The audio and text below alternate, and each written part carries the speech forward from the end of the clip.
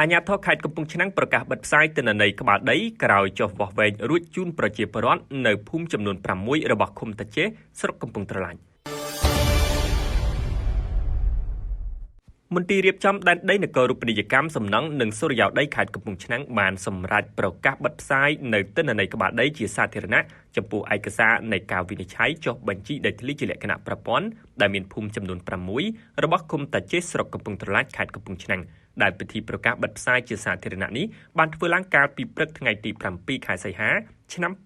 2026ក្រោមអធិបតីភាពលោកឈឹមវុធាអភិបាលរងខេត្តកំពង់ឆ្នាំងនិងលោកឈុនសុគម្ភៈអនុប្រធានមន្ទីររៀបចំដែនដីនគររូបនីយកម្មសំណង់និងសុរិយោដីខេត្តកំពង់ឆ្នាំងនៅមានការអញ្ជើញចូលរួមពីសំណាក់លោកស្រីជាថ្នាក់ដឹកនាំមន្ទីរអង្គភាពជំនាញខេត្តនិងអាជ្ញាធរមូលដ្ឋានផងដែរលោកឈុនសុគម្ភៈអនុប្រធានមន្ទីររៀបចំដែនដីនគររូបនីយកម្មសំណង់និងសុរិយោដីខេត្តកំពង់ឆ្នាំងបានមានប្រសាសន៍ដោយគូបញ្ជាក់ថាការចុះបញ្ជីដីធ្លីមានលក្ខណៈជាប្រព័ន្ធពិតជាអនុវត្តតាមនីតិវិធីដែលបានកំណត់ដោយច្បាប់ប្រកបដោយតម្លាភាពនិងការទទួលខុសត្រូវនិងមានប្រសិទ្ធភាពលើការគ្រប់គ្រងដីធ្លីនេះជាការសមស្របបំផុតដែលបានកំណត់នៅក្នុងគោលនយោបាយដីធ្លីរបស់រាជរដ្ឋាភិបាលដើម្បីលើកស្ទួយដល់ការអភិវឌ្ឍរបស់ប្រទេសជាតិជាប្រយោជន៍ដល់រាជរដ្ឋាភិបាលនិងប្រជាពលរដ្ឋជាម្ចាស់ដីលោកឈុនសុគម្ភៈបានឲ្យដឹងទៀតថាសម្រាប់ថ្ងៃនេះនៅស្រុកកំពង់ត្រឡាចបានប្រកាសបិទផ្សាយនៃការចុះបញ្ជីដីធ្លីចំនួន6ភូមិមានភូមិស្វាយប៉ាកៅភូមិស្នាយភូមិស្វាយក្រោមភូមិអូរុងភូមិសំរោងភូមិតាចេនិងភូមិសំពរដែលភូមិទាំង6នេះមានក្បាលដី7986ក្បាលដីស្ថិតក្នុងឃុំតាចេ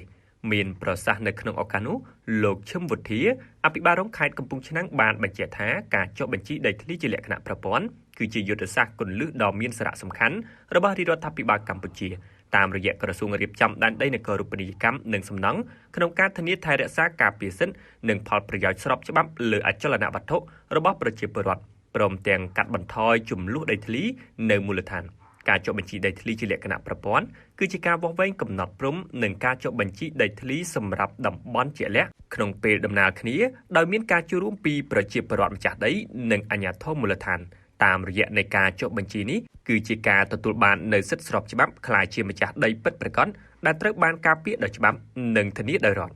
លោកឈឹមវុធាបានបញ្ជាក់ថាការប្រកាសបិទផ្សាយជាសាធារណៈនៅឯកសារនៃការវិនិច្ឆ័យគឺជាដំណាក់កាលដ៏មានសារៈសំខាន់បំផុតមួយស្ថិតក្នុងនីតិវិធីនៃការចុះបញ្ជីដីធ្លីមានលក្ខណៈជាប្រព័ន្ធមុននឹងឈានដល់ការសម្រេចចេញប័ណ្ណកម្មសិទ្ធិនិងការប្រកាសបិទផ្សាយនេះគឺមានរយៈពេល15ថ្ងៃប៉ុណ្ណោះដែលម្ចាស់ដីអាចមកធ្វើការកែតម្រូវរាល់ទិន្នន័យរបស់ខ្លួនការអនុវត្តគោលនយោបាយដីធ្លីជំរុញកំណើនសេដ្ឋកិច្ចកាត់បន្ថយភាពក្រីក្ររក្សាសន្តិសុខនិងសណ្ដាប់ធ្នាប់សង្គមនិងកាត់បន្ថយចំនួនបញ្ហាដីធ្លី